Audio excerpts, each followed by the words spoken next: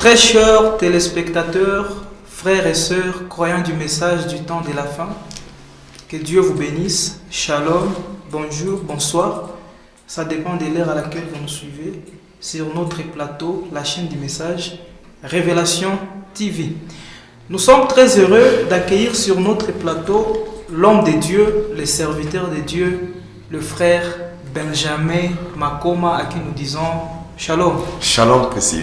Que Dieu vous bénisse. Amen, qu'il vous bénisse aussi. Nous sommes très heureux de vous accueillir chez nous, sur notre plateau. Quelles sont vos impressions par rapport au plateau de la Révélation TV? Bon, pour moi, c'est la toute première fois. Ah oui? Et je ne sais pas vraiment ce que je ressens, surtout quand il s'agit de parler de la parole du Seigneur. Vraiment? J'ai toujours peur. Non. Parce que c'est une question de vie ou de mort. Au fait, il ne faut pas avoir peur, c'est un plateau. Vous allez vous exprimer de la manière dont Dieu va vous conduire. Et pour commencer, dites-nous d'abord qui est Benjamin Makoma. J'aimerais commencer par là. Ok, c'est merveilleux. Je suis Benjamin Makoma, chrétien, croyant du message du temps de la fin prêché par le prophète de Dieu William Mario Branham. Oui. Je suis pasteur d'une église à Iju. Wow. Vous êtes pasteur. Bon. Mais en vous voyant, vous êtes un peu jeune là. Pasteur comment? Bon, pasteur, c'est parce que j'ai une église à ma responsabilité. Ah bon. Vous Donc, avez une église? Oui, et des âmes à répondre. Vous voyez que la Révélation TV, c'est une chaîne qui nous amène à découvrir des choses. Un pasteur, Benjamin Makoma. Et le nom de l'église, c'est quoi? C'est Goshen Tabernacle à Iju Nord. Goshen Tabernacle. Pasteur Benjamin, donc j'ai tort en vous appelant frère. Non, non. Non, vous êtes pasteur. Quand Si je vous on appelle pouvait appeler frère Branham Ah. frère, qu'en est-il de nous? Vraiment. C'est Donc- l'humilité ou c'est le Saint-Esprit? Non, c'est pas l'humilité, c'est le meilleur de tous les noms, c'est le frère Branham. Tout comme on n'a pas tort en Si vous vous- appelant pasteur. Bon, pasteur, je trouve pas vraiment que ça soit mauvais, mais je préfère aussi qu'on m'appelle frère. Frère. Merci. C'est l'unique église que vous avez? Bon, Goshen Tabernacle, Iju. pour l'instant, oui, parce que d'autres églises sont sous la responsabilité des autres hommes de Dieu. Bien sûr que j'ai pu ouvrir plusieurs églises. Plusieurs, ça veut dire combien? Bon, à vrai dire, je suis un missionnaire. Un missionnaire. Un missionnaire, je peux avoir plus de 40 églises de Plus de partout où 40. je suis passé. En tout cas, plus de 40 églises. Ouais, Mais il est responsable d'une église à Idjui, Goshen Tabernacle. oui, oui. Pasteur. Jusqu'à preuve du contraire, bien sûr. Pasteur Benjamin Makoma. Que Dieu Merci. vous bénisse. Amen, que vous bénisse aussi. Avec être pasteur, j'ai aussi appris que vous êtes un artiste musicien, c'est vrai? Bon, oui, je chante Oui, tu chantes. Tu peux nous faire un acapella de l'une de mes des chansons. lignes de votre chanson.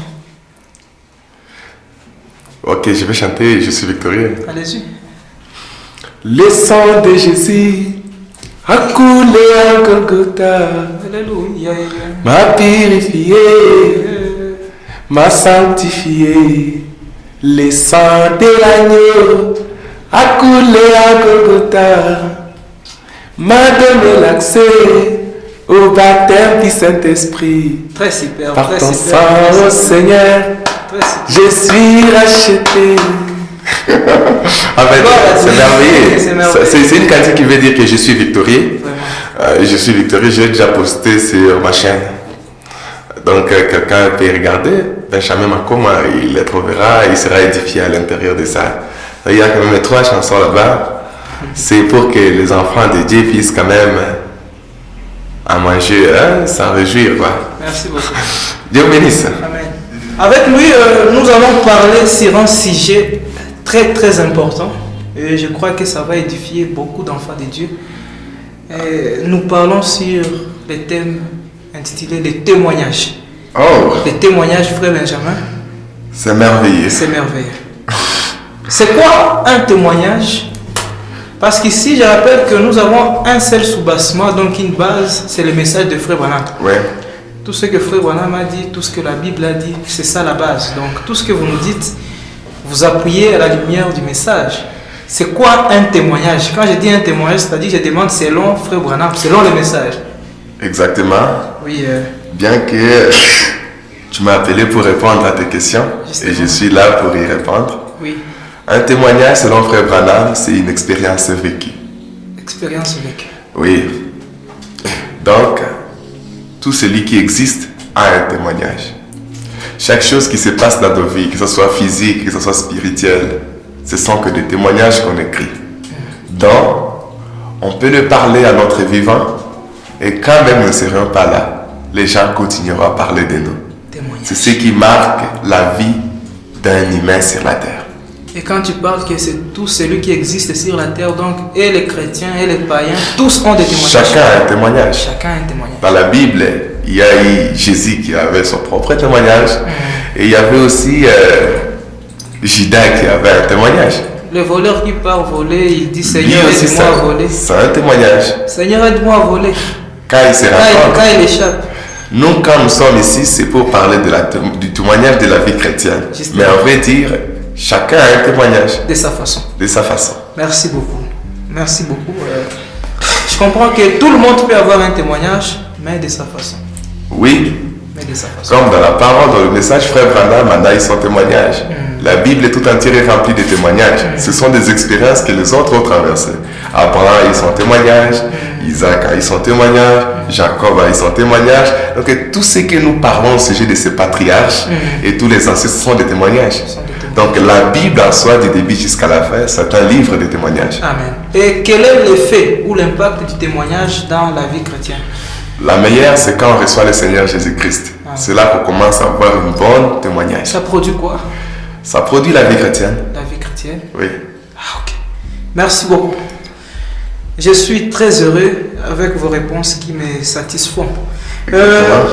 Alors, comment avoir un témoignage? Comment avoir un témoignage? Bon, naturellement, Il y a un chemin à suivre, bon, je vais des quand même- chefs pour avoir un témoignage ou comment? Je vais expliquer, mais de nature, à chaque question qui commence par comment, Comment? chez moi, je ne sais pas la réponse. Oh là là. Parce que dans l'expérience chrétienne dont nous avons expérimenté, nous les chrétiens, on ne sait pas exactement comment ça s'est fait. Parce que tout s'est fait par la foi. Par la foi. Donc c'est impossible d'avoir un témoignage sans foi. Vraiment, tout votre témoignage est basé sur votre foi. C'est votre foi. Vous pouvez avoir la foi ou vous êtes un incrédule. Donc, Un incrédule peut avoir des donc le témoignages. contraire de la foi, c'est l'incrédulité. Oui. Donc si votre témoignage n'est pas basé sur la foi, c'est que votre témoignage est basé sur l'incrédulité. L'incrédulité. Par exemple, si on dit qu'un aveugle a vu, c'est question de la foi et de l'incrédulité, c'est un combat. L'autre peut dire non, je ne peux pas le condamner. C'est seulement qu'à lui, il y a l'incrédulité. Ça, le fait de dire non aussi, c'est un témoignage. C'est sa façon de témoigner. Oui. En disant non. Partout où il ira, tout le monde saura que tel ne croit pas que ce qui s'est fait, c'était la vérité. Ok. Ça prouve que c'est l'incrédulité. Non, avec le Alors, je vais maintenant expliquer comment en avoir une. Comme vous avez dit comment Comment j'ai avoir puis une c'est moi qui j'ai l'idée. Ah oui. Le témoignage, d'abord le premier, le témoignage des chrétiens, c'est quand vous croyez. Vous croyez en qui? En Dieu, exactement. Donc, Absolument, si on lit et puis, dans la parole du Seigneur, Marc chapitre 16, Oui, allez-y. le verset 16 dit ceci. Celui qui croira et qui sera baptisé sera sauvé. Amen. Mais celui qui ne croira pas sera condamné. Donc il y a toujours des questions au sujet d'avoir un témoignage. La première c'est de croire. Et la deuxième c'est de ne pas croire. Pour ceux qui croient, ils auront la vie éternelle. Et pour ceux qui ne croient pas, ils seront condamnés. Voici les miracles qui accompagneront ceux qui auront cru. Donc le premier témoignage a des effets. Et le second témoignage a aussi ses effets. Voilà, c'est ce que nous voulons un peu avoir comme lumière.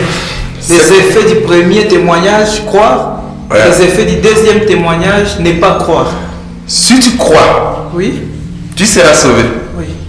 Et les signes qui vont t'accompagner sont les suivants.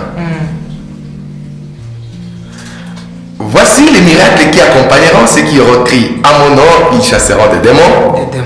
ils parleront de nouvelles langues, ils saisiront des serpents, s'ils boivent quelques breuvages mortels, ils ne leur feront point de mal, ils imposeront le mot malade et les malades seront guéris. Tu vois? Donc le contraire de ceci, ça prouve que vous n'avez pas encore crié. Et que vous êtes incrédule, c'est que si vous êtes incrédule et qu'on vous appelle pour prier pour un malade, tu ne le feras pas. Parce que toi-même, tu sais exactement que tu n'as pas encore crié. Et où est la part du Saint-Esprit là-bas? La part du Saint-Esprit, le Saint-Esprit commence quand nous croyons. Ah oui? Tu ne peux pas croire sans le Saint-Esprit. Est-ce qu'on ne peut pas produire le miracle sans Saint-Esprit? Partant aussi du verset de la Bible qui dit qu'il y aura des faux prophètes au dernier temps qui produiront des miracles au point même de séduire les élus. Si tu veux que Jésus s'entraîne vraiment dans la profondeur du Saint-Esprit, il y a deux niveaux de Saint-Esprit. Allez-y. Il y a ce que vous appelez la nouvelle naissance. La nouvelle naissance. Parce que nous, quand on parle ici, on parle sur base de la foi chrétienne. Oui. Et tu m'as posé comment le faire. Justement. Ou comment, donc c'est à moi de répondre à cette question. Justement. Et je ne peux pas aussi répondre à la question de tout le monde. Mais néanmoins, je vais entrer tout petit peu. Il y a ce que vous appelez la nouvelle naissance. La nouvelle naissance. Il y a ce que vous appelez le baptême du Saint-Esprit. Il y a ce que vous appelez le scellement du Saint-Esprit. Il y a ce que vous appelez le couronnement du Saint-Esprit. En soi, tout ça, c'est le Saint-Esprit. Ça peut être un baptême, ça peut être une nouvelle naissance, ça peut être un scellement et ça peut être un couronnement. C'est comme l'amour. Il n'existe pas plusieurs amours. Il n'y a que l'unique amour. Ça peut être philéo, ça peut être agapao, mais c'est seulement l'amour. Avec cet amour qu'un garçon peut aimer avec une fille, s'il aime ça, Dieu, et il aime Dieu de cette manière, ça produira la même chose. Ok. Donc c'est comme ça avec aussi le Saint-Esprit. Alors les gens qui produisent des miracles, il faut juste avoir la sincérité et croire à la chose que ça peut se faire. Ok. Et comment arriver à produire un miracle? C'est ce que j'ai dit. La base, c'est la foi. La foi. Donc si tu crois que c'est possible, c'est possible. La Bible dit, celui qui croira et sera baptisé sera sauvé.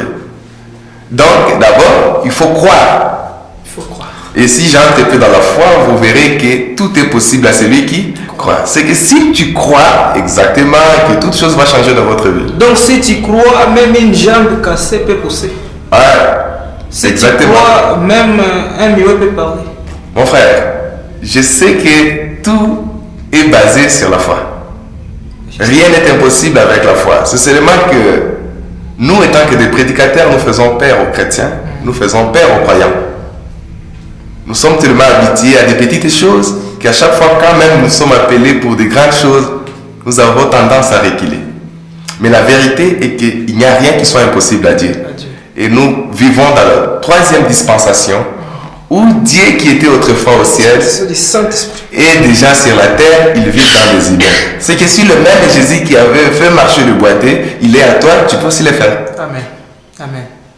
Donc si je comprends bien, la base du témoignage, c'est la foi. C'est la foi. La foi. Et l'incrédulité C'est aussi- a aussi ses effets. C'est ce qui vous pousse à aller loin, à douter de promesses, à douter de témoignages, à douter de tout ce que Dieu peut faire. Donc, ton Dieu, quand tu es incrédule, c'est un Dieu imaginaire. Tu te dis seulement en tête que c'est Jésus qui devait le faire et c'est fini pour toi. Un Jésus imaginaire, c'est comme si rien n'était impossible. Et quand ça se fait, tu as tendance à taxer les autres, sont des magiciens, des démons, peut-être ils touchent des gris-gris. Tu vois maintenant, ça c'est le fruit de l'incrédulité. Donc la gloire que Jésus devait posséder, vous le donnez aux magiciens et aux démons. Oh là là. Mais en vous voyant, quand vous exprimez, je sens que vous êtes certain de ce que vous dites.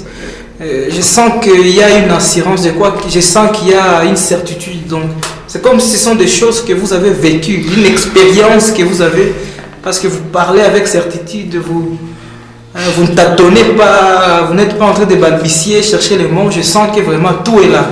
Est-ce qu'au moins vous avez une expérience personnelle pour au moins appuyer votre idée? Exactement, oui. Je suis sûr et certain parce que d'abord, c'est la parole qui le dit. Oui. Même si j'aurais été incapable de le produire ou de prouver c'est Dieu, mais néanmoins, je croirais parce que c'est Dieu qui l'a dit. Amen. Alors, en vrai dire, des prodiges, des miracles, je ne les ai pas cherchés. J'ai cherché la chose importante, c'était le Saint-Esprit. Alors, avoir Christ dans ma vie, ça m'a donné plusieurs privilèges que tous les chrétiens cherchent. Depuis quand vous avez Christ?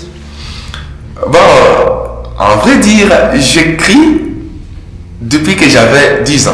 10 ans. Voilà. Ça c'est sûr. Et- J'avais écouté la parole et j'avais écouté tout ce que les hommes de Dieu, les enfants et les fils, et tous ceux qui sont appelés de Dieu ressentent quand tu crois. Maintenant que j'expérimentais le Saint-Esprit quand j'avais 14 ans. Depuis 10 ans jusqu'à maintenant, tu n'as jamais été découragé d'avoir suivi Jésus.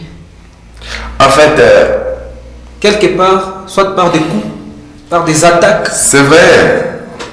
Le coup, je l'ai réussi, c'est quand j'ai commencé à prêcher.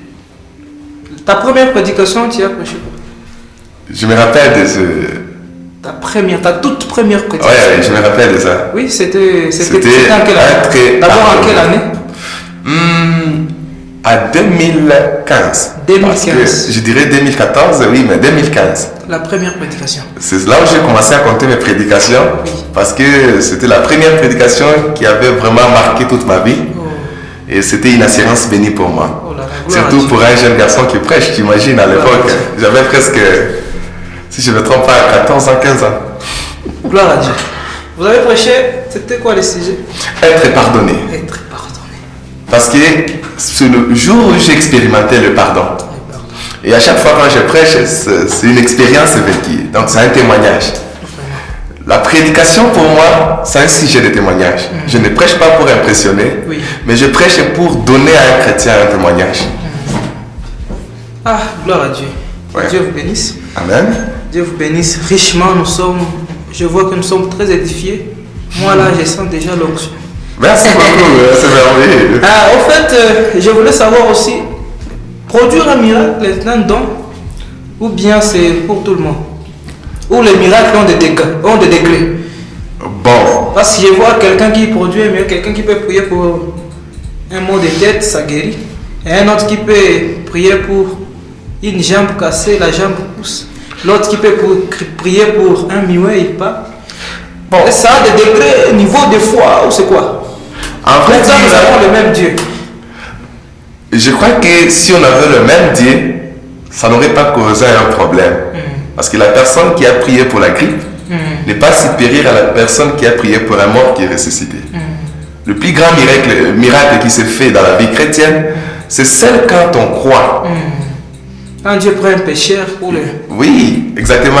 C'est ça le plus grand miracle. Même si tu ne produis rien, si tu es seulement sauvé par le sang de Jésus-Christ, C'est le miracle. c'est fini pour toi. Et ça, c'est C'est un- le plus grand qui va t'amener même jusqu'à l'enlèvement. Ça, c'est un Mais témoignage. dans le domaine d'expérimenter maintenant ce que vous appelez le miracle en soi. Le miracle en soi. Le miracle en soi comme voir. Parce qu'aujourd'hui, le miracle, chaque jour, un chrétien produit un miracle. Et le plus grand, ce n'est pas que le chrétien qui le produit, mais c'est Jésus qui produit ces miracles à travers des chrétiens. Amen. Alors, comment ça se fait? Juste se réveiller, c'est un miracle. C'est un miracle. Et si Dieu te réveille, c'est qu'il a un objectif avec vous, qu'il doit accomplir, qu'il doit réaliser. Donc ça, tu as déjà un miracle. Tu es mort comme tu t'es endormi comme tout le monde. Il y avait une probabilité que tu ne te réveilles pas. Mais si Dieu t'a réveillé, c'est qu'il a produit un miracle. Et cela te donne l'espoir. Parce que dans ce domaine, il y a toujours trois choses qui marchent ensemble. Lesquels sont? Il y a Pierre, Jean et Jacques. Le croyant du message, c'est qui Pierre? La foi. La foi. Jean, c'est l'amour. Et Jacques, c'est l'espérance. Donc, en se levant, vous avez les trois choses qui se conditionnent dans votre vie. Et celui qui prend les prééminences, quand c'est l'espérance, ça projette quelque chose à l'avenir. Je sais que même si ça ne marche pas maintenant, néanmoins Dieu va le faire. C'est aussi un miracle. L'autre, c'est Pierre. Lui, quand il avance, il dit que ou il le fait, ou il ne le fait pas. À cause de gâté. Ouais. Et la troisième, c'est l'amour. L'amour, c'est au-delà de tout. Je crois que c'est même le Seigneur Jésus-Christ. L'amour. Parce que tu peux le faire avec la haine. Ça va te donner l'orgueil et tout. Mais quand tu le fais avec amour, c'est le plafond. C'est possible d'avoir, parmi les trois éléments cités, Pierre, Jean, Jacques, avoir un et manquer deux, avoir deux, manquer un, avoir soit les trois ou manquer les trois. C'est possible. En fait, c'est possible de les avoir, et c'est possible de les manquer, et c'est possible d'avoir un d'entre eux. C'est vrai. Oui. Donc, c'est comment? Tout ce que nous demanderons, Dieu nous le donnera. Donc, c'est possible d'en avoir, parce que Dieu l'a promis. Et aussi, on a toujours besoin de quelque chose. Avec cette vie sur la terre, on ne serait jamais satisfait. La vraie satisfaction, c'est quoi? C'est quand vous recevez Christ dans votre cœur. C'est lui, quand il vous donne cette satisfaction. Donc vous êtes satisfait que vous n'avez plus besoin de rien. C'est comme je vous ai dit, le miracle que les gens cherchent, c'est eux-mêmes qui sont le miracle. Si toi-même, je crois que je vais bousiller tout votre temps. La foi, c'est un domaine. Oui. C'est comme je peux te dire, lève-toi. Oui, je me lève. Assis-toi. Merci. Est-ce que vous vous êtes même posé une question que vous pouvez vous lever? Quand je vous ai dit de vous lever. Non. C'était automatique. C'est exactement ça la foi. Donc, quand je te dis ça, j'ai cette assurance que tu dois te lever. Et toi, tu as cette assurance que tu dois te lever.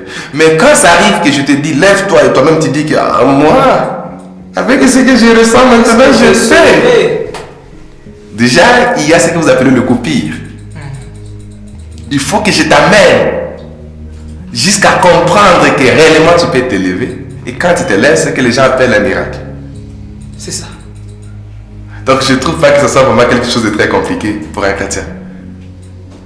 Alors la foi, on l'expérimente en ayant confiance à Dieu. Parce que cette parole, c'est la parole de Dieu.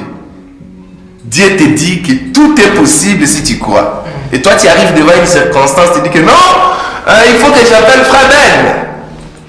Ok, j'appelle frère Abed. Isaac. Fais d'abord ta part. Oui. Il y a maintenant ce que tu as demandé au début. Est-ce qu'il y a des niveaux? Voilà. Oui. Dans chaque circonstance, dans chaque situation, tu n'es pas le premier à y passer. Il y a eu des gens qui ont passé devant toi et il y a des gens qui reconnaissent que tu possèdes la chose. Alors quand ils ont fait quelque chose, ils regardent que ma foi est limitée jusqu'à une certaine circonstance, je peux appeler quelqu'un dans notre camp. Ça s'est fait dans la vie de frère Branham, avec le frère Billy Graham qui est parti en Inde. Et il a prêché, c'était vraiment merveilleux.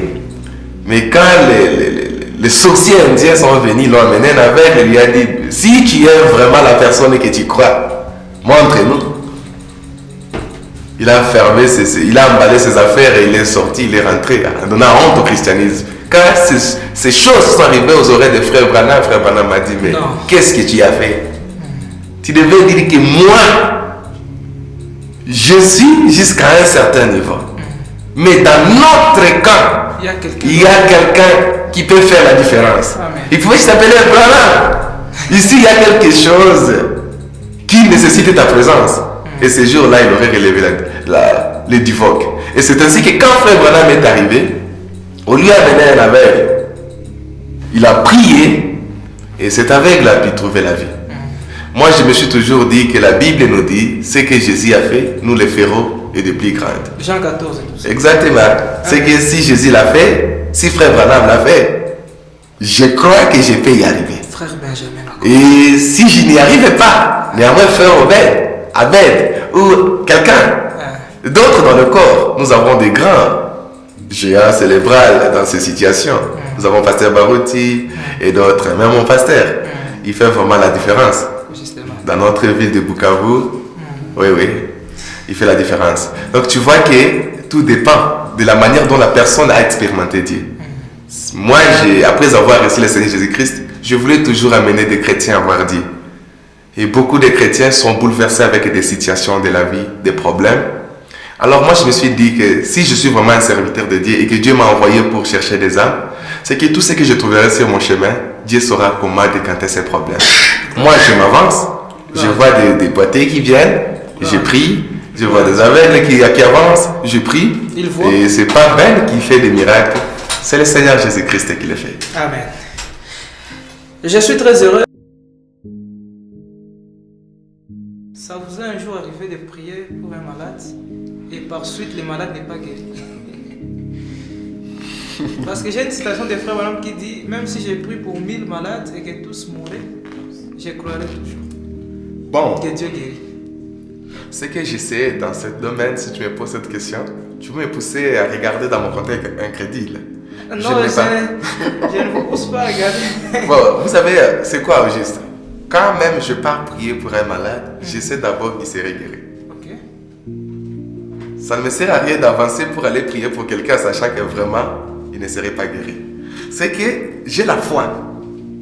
C'est la foi qui peut... Mais si la personne meurt, je croirai toujours. Je ne changerai pas ma foi sur base des circonstances. Okay. Les circonstances ne peuvent pas t'amener à changer la foi, sinon ta foi n'a pas vraiment de fondement. Et la foi est basée ou est fondée sur quoi? Ah, c'est clair, frère Branham l'a dit. Dans La foi parfaite, paragraphe 20, la foi est basée sur le pardon. Donc il faut que d'abord, je t'ai dit que mon premier sermon c'était être pardonné. Quand j'ai compris que j'étais pardonné, que Dieu m'a pardonné, que le vrai moi là qui se connaissait avant, je ne suis plus le même, j'ai changé. Je suis déjà sur le chemin de la grâce. C'était la fin et le changement de toute ma vie. Je ne recule devant rien. C'est que s'il y a un problème, je sais que c'est mon devoir en tant qu'un chrétien, parce que j'ai déjà crié, c'est à moi de chasser les démons, c'est à moi d'imposer les mains aux malades. La Bible n'a pas dit que vous imposerez les mains aux malades et ça prendra beaucoup de temps pour qu'ils se guérissent, non? Si la Bible a dit que vous imposerez les mains aux malades et les malades seront guéris, ce n'est pas le fait que nous avions prié que le malade est guéri. Dieu a honoré sa parole. Si lui, il n'honore pas sa parole, ce n'est pas mon problème, moi. Et mon problème, moi, c'est d'accomplir ce que lui a dit. Et son problème, c'est venir rendre véridique sa parole. Mais la plupart des croyants a pris cette écriture comme si ça concernait seulement les serviteurs de Dieu. Qu'est-ce que vous pouvez leur dire en termes d'exhortation? Parce que là, on a dit tout croyant et non tout serviteur. Je crois que si le croyant prend que c'est pour les serviteurs, je crois qu'eux aussi devaient être des serviteurs. En dehors d'être croyants, nous sommes tous des serviteurs. Être un serviteur, ça ne veut pas dire monter derrière la chair. Okay. Non. Entre être un serviteur de Dieu, ça veut dire tu sers Dieu. Tu sers Dieu. Quand tu deviens croyant, Paul dit tu deviens prisonnier de Christ. C'est vrai que quand on parle de serviteurs, tout le monde voit que c'est monter derrière la chair. Bon, beaucoup de chrétiens amènent déjà jusqu'au baptême du Saint-Esprit alors qu'eux n'ont jamais monté derrière la chair. Est-ce que frère Isaac, as-tu déjà amené quelqu'un à croire la parole? Oui, je crois. Tu as déjà amené? Je crois. Et bon, c'est parce que tu es un serviteur de Dieu. Oui. Est-ce que je peux demander à quelqu'un qui est dans cette salle s'il a déjà arrivé à amener un chrétien à croire? Notre caméraman, je ne sais pas. Bon, mon frère, venez. Donnez-vous du courage quand même. Montez, très venez. heureux sur ce plateau, mesdames et messieurs. Mon frère, lui c'est frère Marius. Frère Marius, tu peux Que Dieu ôter vous ton bénisse. chapeau, que les gens te voient. Frère Marius, que Dieu vous bénisse. Amen.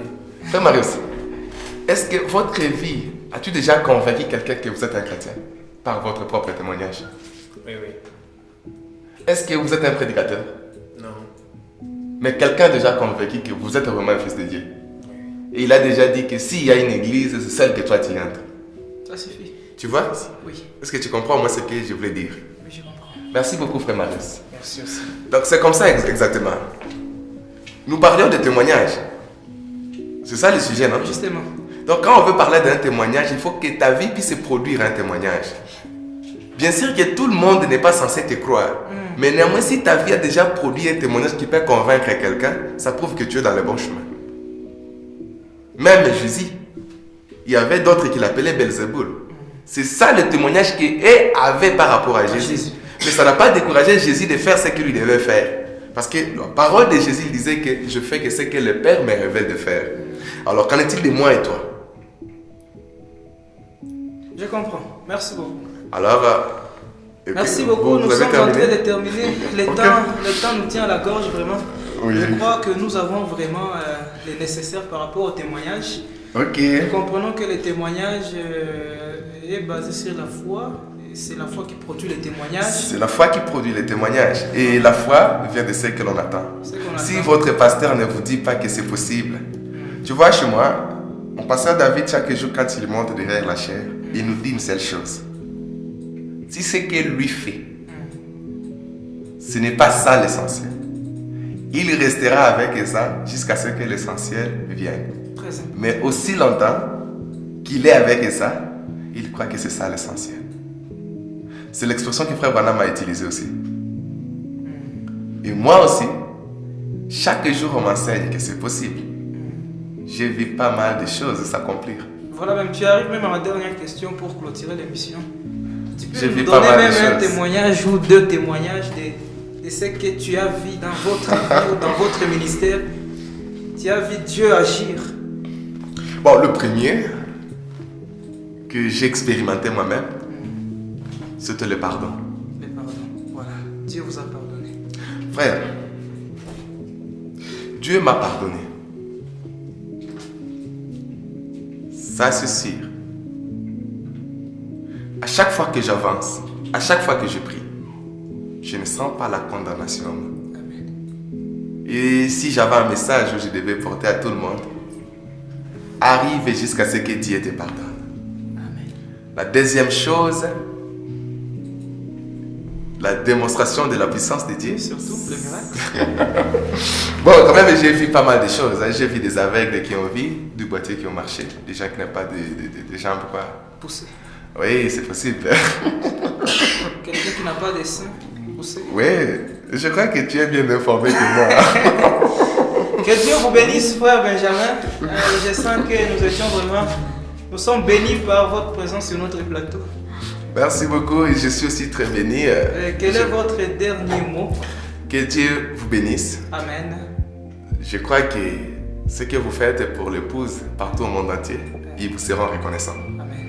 Si ça peut juste arriver à quelqu'un pour les ramener à voir Dieu, alors c'est une grande bénédiction. Je vous suis reconnaissant et je profite à saluer tous les saints de partout où ils sont. Oui, oui.